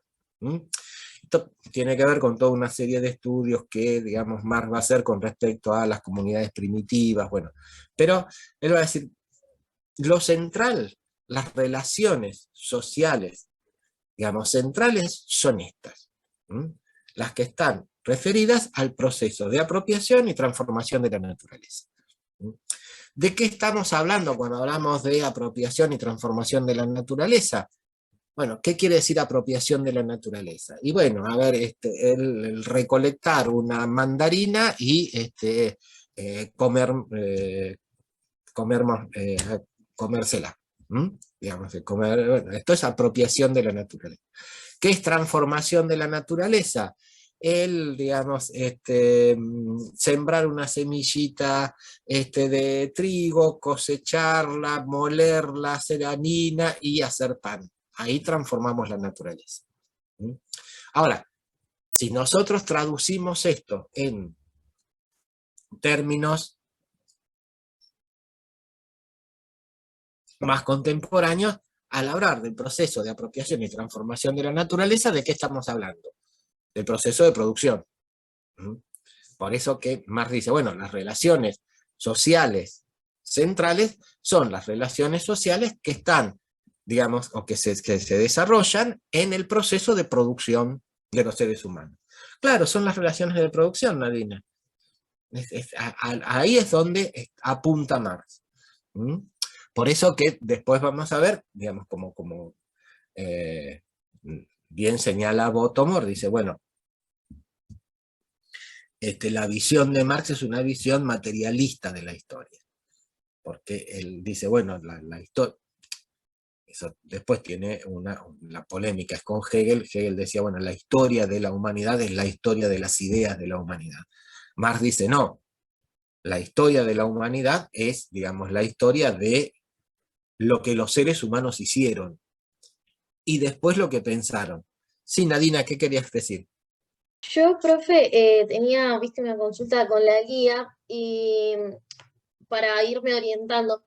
Cuando él habla de relaciones de producción, también habla de la producción social, o sea que esto se da en un contexto de producción social. ¿Sería esto de lo que estamos hablando de cuando transformamos la naturaleza, que estabas mencionando hace un rato? Sí, sí, por un lado es esto, que él dice, bueno, el proceso de apropiación y de transformación de la naturaleza no es algo que los individuos hagan por sí mismos. Es decir, la garantía de la supervivencia de la especie es una garantía comunitaria. Pero cuando él habla de producción social, también, Nadina, va a hacer referencia, y esto es buenísimo que lo preguntaste, a otra serie de aspectos. él cuando va a hablar de producción social y sobre todo, digamos, cuando va a elaborar su teoría del valor y la cuestión del plusvalor, él va a decir, en verdad, digamos, los seres humanos, es decir, tienen diferentes, si se quiere, ritmos de producción. Sin embargo, ¿qué es lo que pasa? Cuando hay un proceso de producción económica, lo que hay es si se quiere, un ritmo social de producción. Es decir, la cantidad de lo que podemos producir tiene que ver con un promedio, si se quiere, de los ritmos de los diferentes individuos. Por eso esto también es social. Y también él va a decir que esto es producción social, ¿por qué? Porque en ese proceso de producción se incorporan o está asociado a un conjunto de conocimientos que tienen que ver, digamos, o que giran socialmente y que también, digamos, para él la creación intelectual o la generación de inventos o de innovaciones en el campo de la producción es también un proceso social. ¿Por qué? Porque, es decir, lo mismo que es decir, no investigamos solos, por más que seamos el único individuo que investiga un tema, ¿por qué nunca investigamos solos? Bueno, porque hay toda una serie de conocimientos atrás que hemos incorporado, que lo han elaborado otras personas. Entonces, por eso él dice, bueno, la cuestión de la producción es social por esto, porque las innovaciones tienen origen social, y va a ser social también porque este ritmo de producción va a tener que ver también con cuáles son las capacidades o los saberes comunes o que en término medio tienen los trabajadores que actúan en determinada rama de la producción.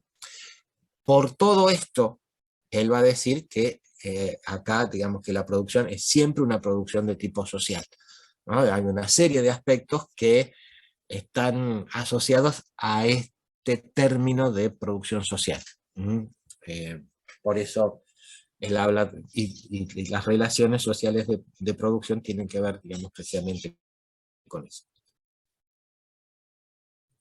Bien, centrado cuál es el corazón de las relaciones sociales, buenísimo, gracias Nadina, hay otra cuestión que Marx va a señalar, que este proceso de producción no siempre, o este proceso de apropiación y de transformación de la naturaleza, no siempre se llevó a cabo de la misma manera, del mismo modo. Él dice, acá hay todo una evolución o una historia en donde los seres humanos han ido modificando la forma las formas de producir y también su relación con la naturaleza.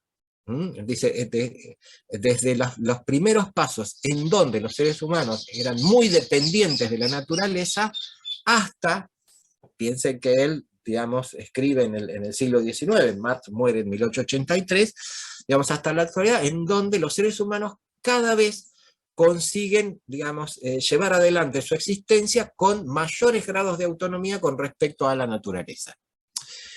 A ver, ¿qué quiere decir esto?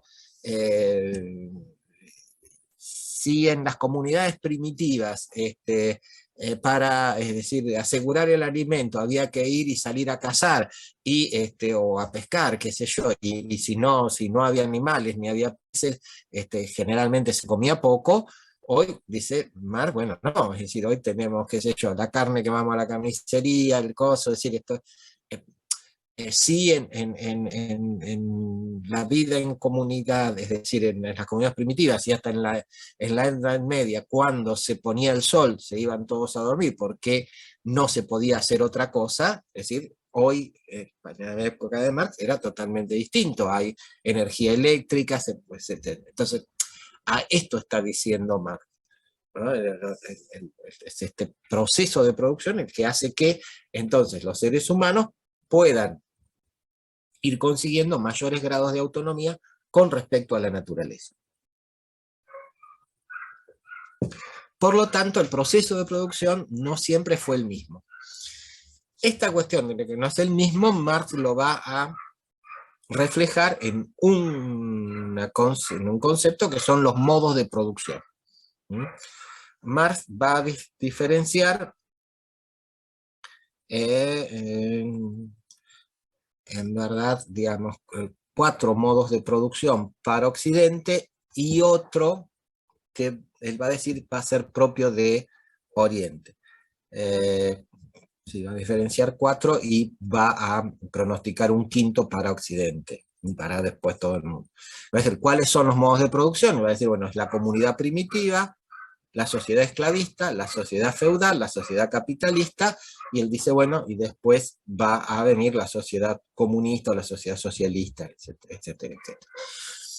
Cada uno de estos modos de producción, que van, digamos, ¿por qué se van a distinguir? Por una forma de precisamente apropiarse de la naturaleza y también una forma de organización social. Y aquí hay una cuestión que ya desde el principio vamos a señalar. Para Marx, las relaciones sociales, sobre todo las relaciones sociales de producción, no solo tienen que ver con cómo los seres humanos trabajan, sino que también tienen que ver cómo los seres humanos conviven en sociedad. Por lo tanto, digamos, las relaciones sociales de producción van a estar también asociadas a formas de organizar la sociedad. Hay y acá digo, cuando yo les decía que también Marx hace aportes a la antropología, ¿por qué? Porque fíjense, la concepción de Marx de los seres humanos no es una concepción que uno podría decir está más ligada a una cuestión de naturaleza. Para Marx, los seres humanos se hacen y se continúan haciendo y se rehacen en las relaciones que establecen con los otros seres humanos y con la naturaleza. Es lo que años después un filósofo francés, que fue Sartre, va a captar bajo el concepto de Mitsein. Mitsein quiere decir ser con. Entonces Marx dice, bueno, los seres humanos son con los otros y con la naturaleza.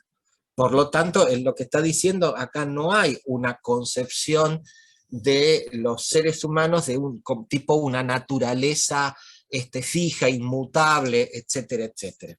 Los seres humanos se constituyen en estos procesos relacionales.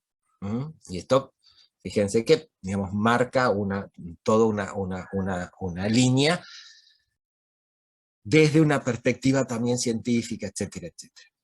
Bien, ahora, como les decía, es decir, Marx dice, bueno, la forma de producir va a ir modificándose. Él toma esto y en su relación con las modalidades sociales va a hablar de modos de producción. Ahora, después vamos a, si quieren, detallar. Y el otro modo de producción que él va a diferenciar es el asiático, que la característica del modo asiático de producción es que la mayoría de las fuerzas de producción va a estar en manos del Estado. Por eso son lo toma de los grandes sultanatos, etcétera, etcétera. Bueno, ¿cuáles son las características de cada uno de estos modos de producción? En la comunidad primitiva, Marx dice, bueno, ahí las fuerzas de producción y los medios de producción tienen un carácter comunitario. No hay propiedad privada, los seres humanos trabajan en conjunto y distribuyen también en conjunto los productos o los bienes que surgen a partir de esto. Obviamente son comunidades fundamentalmente, digamos, rurales, y por lo tanto la producción es una producción agrícola, ganadera en algún sentido. ¿Qué es lo que pasa? Bueno, acá comienzan a haber una serie de enfrentamientos, etcétera, etcétera, y cambian las relaciones de producción. ¿Por qué? Porque aparece, digamos, una cuestión que es la esclavitud. Entonces Marx dice, en el modo de producción esclavista, no solo los medios de producción, no solo los recursos, sino, digamos, los trabajadores van a ser, digamos, propiedad de un amo. Esto, digamos, por eso esta cuestión de modo de producción esclavista. Después se le va a decir, bueno, viene la sociedad o el modo de producción feudal, en donde ya digamos, la característica central no es que un amo digamos, va a tener bajo su propiedad a otros seres humanos en calidad de esclavos, sino que va a haber una relación entre el señor feudal y el siervo de la gleba, en la cual el siervo de la gleba o el trabajador, dice Marx, va a ser un atributo de la tierra. No va a ser un esclavo, pero va a ser alguien que está fijado, está asociado a una determinada parcela, a un determinado espacio geográfico, a un determinado espacio de producción. Esto después va a variar y va a ir hacia la sociedad capitalista. La sociedad capitalista, ¿cuál es el rasgo fundamental? Que la relación, digamos, de producción ya no va a ser, digamos, en base a un individuo que va a ser un atributo de la tierra, sino que esta relación entre trabajadores y sus patrones va a ser una relación de tipo salarial. Esto, es decir, acá va a ser esta cuestión, lo define esta relación, la define el salario. Y dice después, bueno, en la modo de producción comunista, los medios de producción, los recursos de producción, o las fuerzas de producción, van a volver a ser de carácter comunitario, aunque este carácter comunitario va a ser diferente del de la comunidad primitiva. Ahora uno dice, bueno, buenísimo, sí, pasa de uno a otro, qué sé yo. Y la cuestión es, ¿cómo pasa de uno a otro? ¿A partir de qué? Y acá, respondiendo a esta pregunta, es que Marx va a formular lo que se llama, digamos, la contradicción principal, o hay otros que dicen es la primera ley histórica, etcétera. ¿Cuál es esta contradicción principal? O esta primera ley histórica.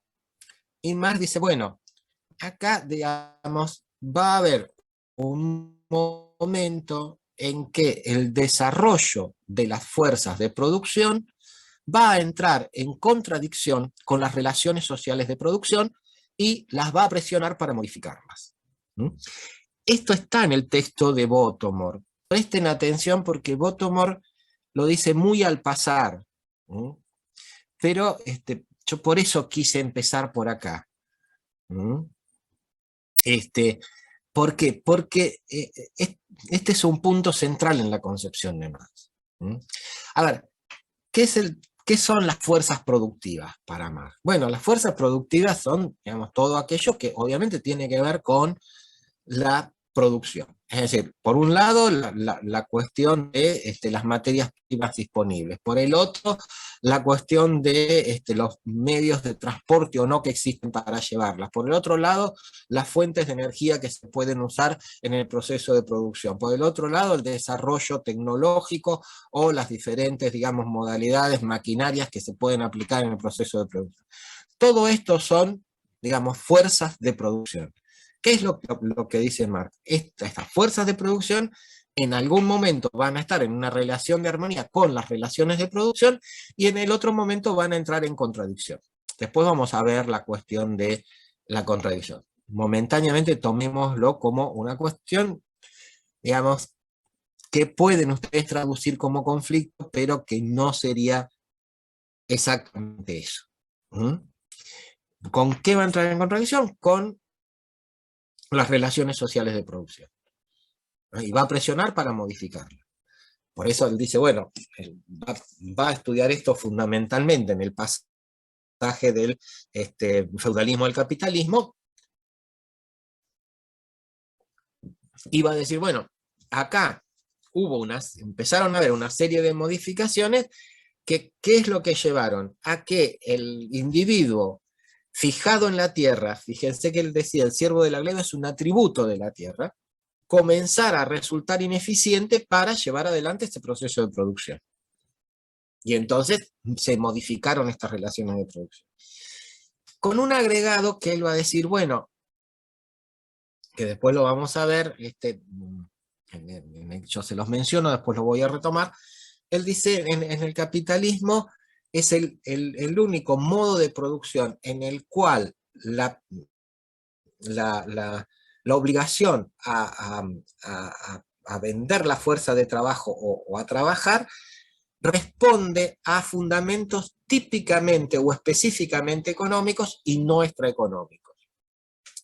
¿Por qué está diciendo esto? Porque en todos los demás sí había un elemento extraeconómico que llevaba a la obligatoriedad de poner en juego lo que se llama la fuerza de trabajo, que si ustedes leyeron el artículo de Bottomar, igual ahora después lo vamos a ver qué significa esto. Y si uno toma, digamos, la cuestión de la Edad Media, obviamente que acá hay un fuerte elemento extraeconómico. ¿Cuál es? La cuestión del dominio del señor feudal. A ver, aclarémoslo, el señor feudal no es el propietario de la tierra. El señor feudal tenía la tierra en tenencia. Digamos, lo que quiero decir, no todos los señores feudales eran propietarios de su tierra. Generalmente estaban, digamos, lo tenían en tenencia y esas tierras pertenecían a un señor de mayor rango, en última instancia el rey. Ahora, el señor feudal las tenía en tenencia, esto quiere decir, las podía dar en herencia, las podía tener de por vida él y su generación. ¿Cómo las ponía a producir? Obviamente el señor feudal no iba a trabajar. En la Edad Media había 3 estamentos. Estaban los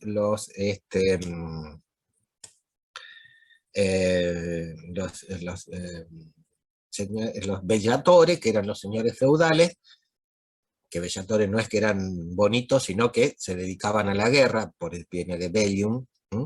Esa función era precisamente de la aristocracia, de la nobleza, que hasta el siglo XI, siglo XII es una nobleza rural, es una nobleza de espada. Después estaban los oratores, que eran obviamente el otro sector, que eran, digamos, los clérigos, que también en los clérigos hay toda una jerarquía, no era lo mismo un cardenal o un obispo que un, digamos, sacerdote que estaba en una iglesita en el medio de una localidad medieval, ni nada por el estilo. Y después estaban los laboratorios, ¿no? Que eran los únicos que laburaban. Los otros 2 vivían de esto. Ahora, el laboratorio, ¿cuál era la forma que tomaba? La forma que tomaba era de siervo de la gleba.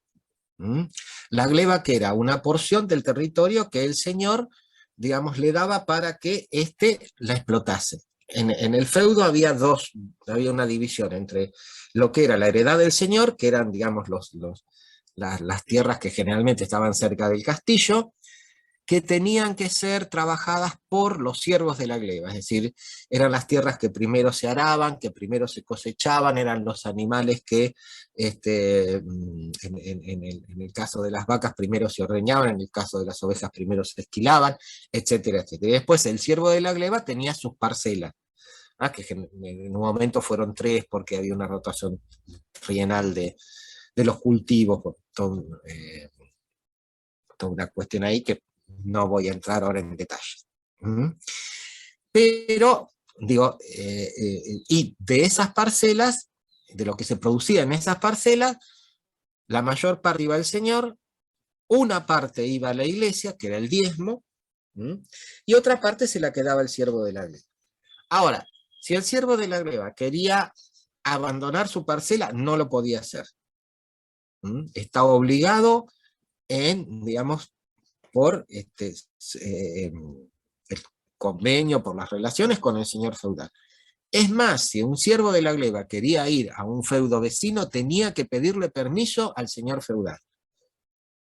Si se lo daba, podía ir. Si no se lo daba, no podía ir.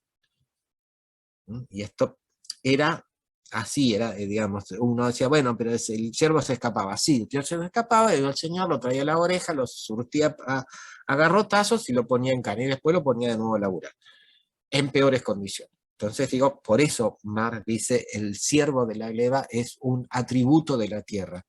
Está asociado a su parcela.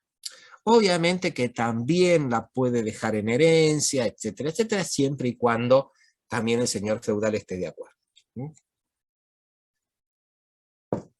Ahora, esto, y esto creo que yo también se los dije, durante la Alta Edad Media, hasta el siglo XI, siglo XII, la economía feudal fue una economía de subsistencia.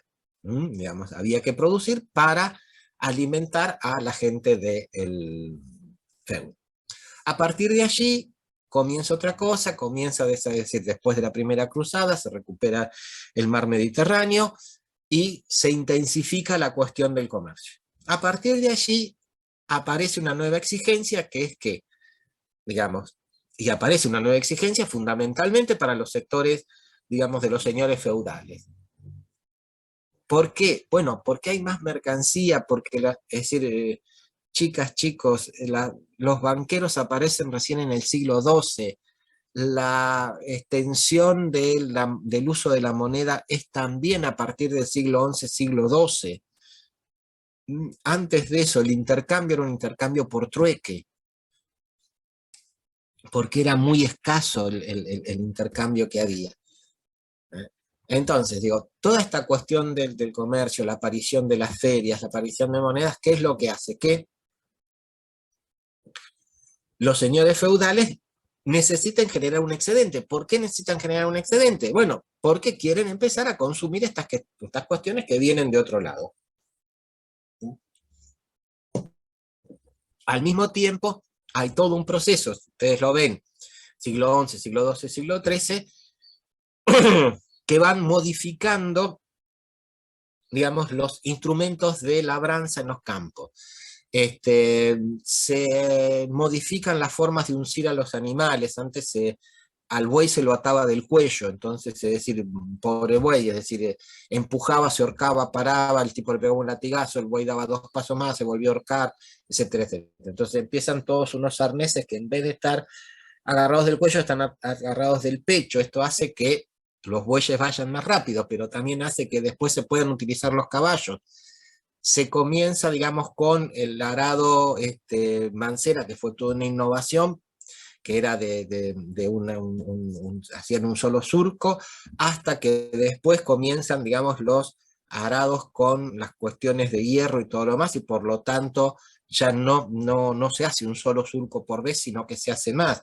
Esto hace que los surcos sean más profundos, que se aproveche mejor la semilla y que por lo tanto las cosechas sean mayores. Pero todo esto, ¿qué es lo que hace? Y como, digamos, pasa en la actualidad, las mayorías de las innovaciones tecnológicas, digamos, también aparecen los primeros molinos con energía hidráulica, bueno, toda una serie de cuestiones, es decir, que pasan en esto. También con los diseños de los barcos, bueno, es decir, hay una serie de pequeños inventos. Ahora, ¿qué es lo que pasa en la zona rural? ¿Ah?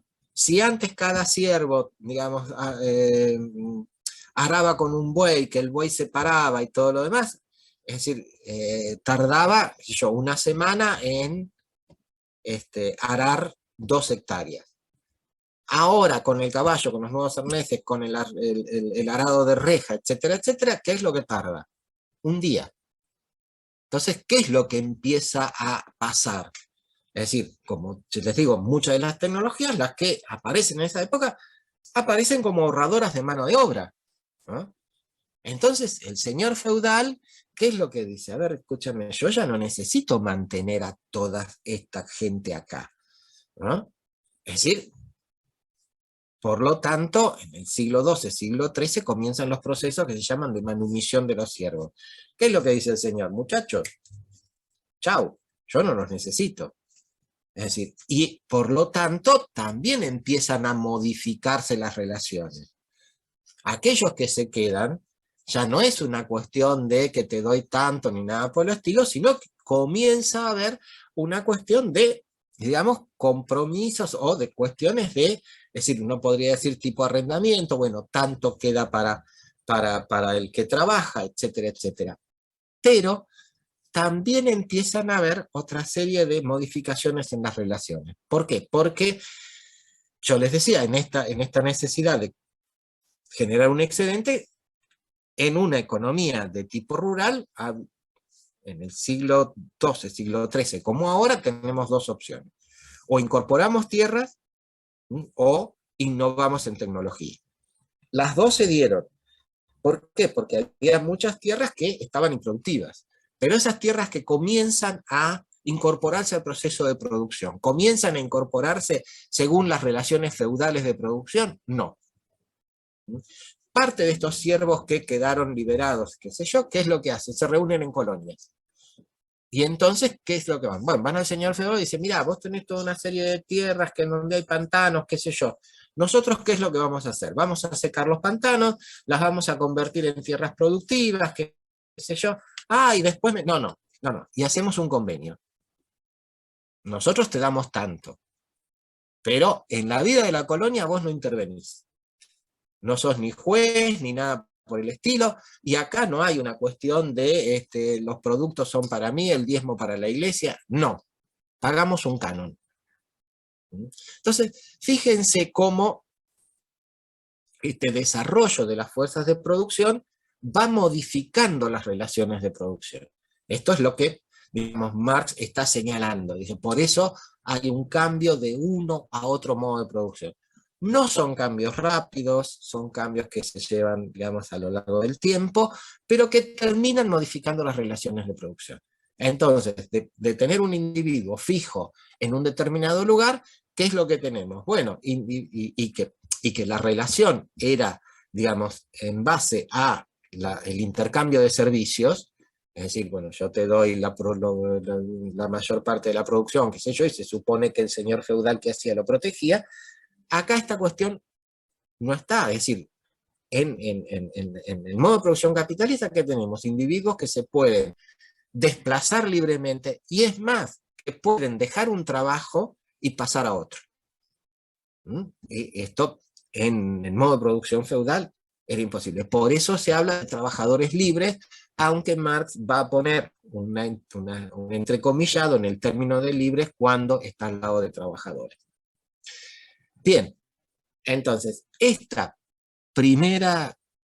contradicción principal o primera ley histórica es la que Marx va a utilizar no solo para explicar las modificaciones en los modos de producción, sino que después también vamos a ver que, y si bien acá Bottomore lo dice muy a la ligera, como esta contradicción principal va a ser uno de los señalamientos centrales de Marx para pronosticar el fin del capitalismo, etcétera, etcétera.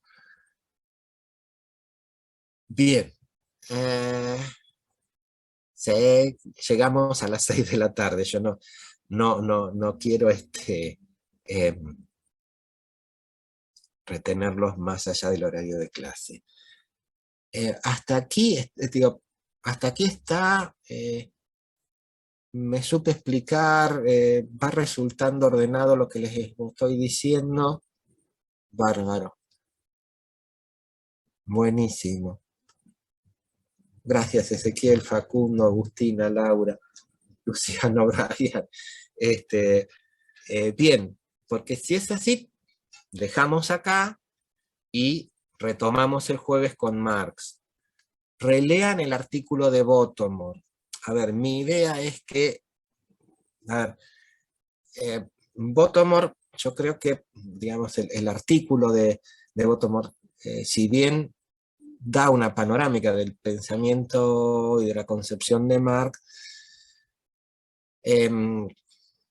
lo hace también, me parece, como suponiendo que quien lo lee conoce una serie de concepciones centrales en Marx. Y es lo que yo creo que de alguna forma por eso tengo que comentarles este conjunto de conceptos centrales para que ustedes puedan releer Votomor con un mayor